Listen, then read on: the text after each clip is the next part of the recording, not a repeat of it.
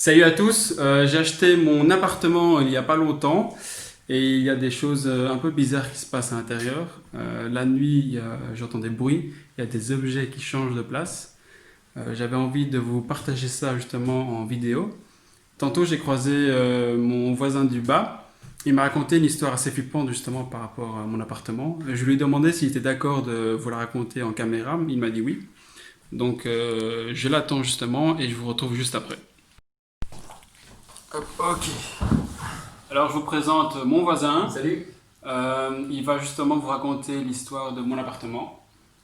Donc en fait, ça fait avant que tu arrives, donc genre un mois avant que tu arrives, un truc comme ça a commencé à ce moment-là. Donc il y avait une famille qui vivait dans cet appartement ici. C'est ce genre un père, une mère et les deux enfants, un fils et une fille. Ils étaient déjà grands, ils avaient genre la vingtaine, un truc comme ça.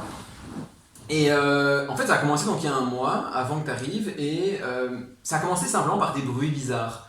Genre comme s'il y avait des gens qui marchaient, mais pas simplement pour aller genre aux toilettes au milieu de la nuit. C'était genre plus quelqu'un qui faisait les 100 pas pendant toute la nuit. Donc c'était un peu bizarre. Maintenant les gens font ce qu'ils veulent chez eux, donc à la limite, oh, c'est pas grave. C'est juste que il y a eu une nuit où là par contre c'était vraiment bizarre parce que il y a eu des bruits comme s'il y avait une bagarre. Mais comme si ça tapait genre violemment. Et honnêtement, je me suis même dit, sur le coup, si le lendemain j'apprends qu'il y en a un qui est mort, ça m'étonne pas. Tellement c'était violent et ça faisait du bruit.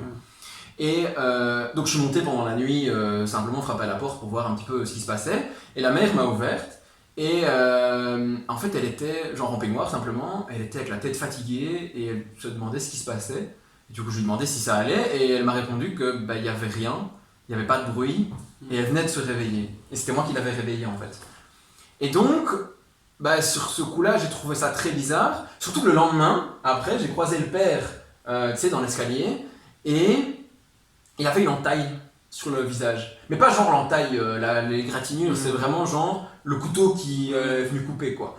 Et ça, c'est ce qu'on voyait. Voilà, peut-être qu'il y avait d'autres trucs encore, et ça, on voyait pas. Et donc à partir de là, bah, il a continué à avoir des bruits, mais genre aussi violents plusieurs nuits d'affilée. Et donc là, je me suis moins inquiété parce qu'il pensait que c'était voilà, il paraissait que c'était normal, donc très bien, tant pis. Jusqu'à un matin où la police est arrivée. Et là, ils ont ouvert la porte de l'appartement et ils ont trouvé la famille morte. Donc le père et la mère étaient assassinés par plusieurs coups de couteau. La fille a été retrouvée pendue après. Et d'après les rapports vite fait que j'ai entendus, il paraît que c'est la fille qui aurait tué ses parents et puis qu'elle s'est pendue. Et le fils a complètement disparu. On n'a plus aucune trace.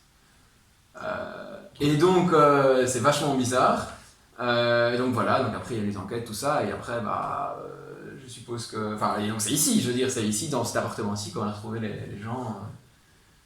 En tout cas, je sais pourquoi j'ai eu mon appartement moins cher. Par contre, le truc surnaturel là, avec le père, la mère et la fille qui reviendraient hanter mon appartement, j'y crois pas trop, hein. Surtout le fils peut toujours entrer, la porte elle est fermée à clé, hein, il n'y arrivera pas.